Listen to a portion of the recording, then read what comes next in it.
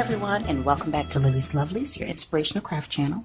I wanted to hop on today just to do a quick review of these Jot brush pens that I found at the Dollar Tree. My son took the liberty of opening them up. They were not found at the one near me, so I don't know how long they've been on the market for, but I wanted to give them a try. So I used the Dollar Tree cupcake stamp as well as the flower stamp that they have. These were actually gifted to me by a good friend. Her name is Cynthia. She's in a part of the crafting community. So Cynthia, if you're watching, hi, and thank you so much for these cute stamps. So I went ahead and stamped them out on the back of this recycled cardboard, which, as you can see, it is the inside of a little Debbie snack box. So just to save time, I went ahead and stamped those out. So without further ado, I'm going to go ahead and dive in. And it looks like they come in the 4 primary colors. I don't know if there's other colors that are available, but these were the ones that I found. And I just wanted to see, you know, what medium or what actually what the result would be using these. So I am just going to take my time and coloring it in. And the colors look to be pretty much similar to what you find on the outside. I mean, the colors are vibrant, at least the green is anyhow. And I have never used watercolor pens or brush style pens. So I really don't have anything to compare them with. But if you have, here, I'm just giving you an idea of what the result would be if you were using them. I don't know if I would actually use it for this type of project, even though the stamping is bold. You don't have the ability to darken or lighten using these. So because the colors are so dark, what you get is what you see on the packaging or on the outside of the marker.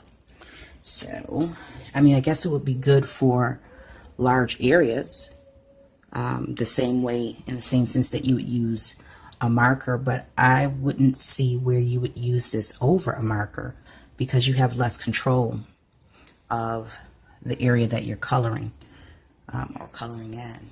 So I'm not quite sure if this is something that I would recommend for those who are used to watercolor or markers. I guess this is just really just another tool that you could use, and I'm sure it would be great for kids if they knew how to use the brush style technique. When Josh took them out the packaging, the way he was using it was more or less like a paintbrush for the way kids use them, which was back and forth, back and forth, back and forth. So let's see what the blue looks like.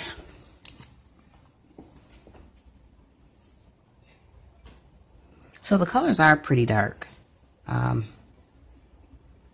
but again, because you don't have complete control over, you know, where the color goes and how dark you can get it, I wouldn't recommend this for, you know, coloring in small spaces. If you need accuracy, this really wouldn't be the tool for you. But again, it's just another tool that you can use. It's another coloring tool. So I'm going to go ahead and color the base. This is the one that Josh was using. As you can see, the brush, I don't know if you can see it, but the brush, it looked a little spread out. Now the red seems to come out a little bit lighter than what's on the outside. So I'm not sure, maybe, let's see if you could darken it in just a bit to give some type of contrast. You can, but you'd have to really pay attention to what you're doing. So it's not bad for $1.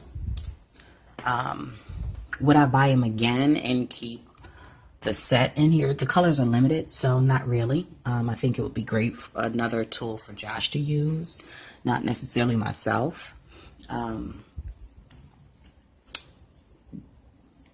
So if I had to give this 1 out of 10, I would give it probably a 4. Just because you can't control the output and you're limited in colors. You can't really shade with it.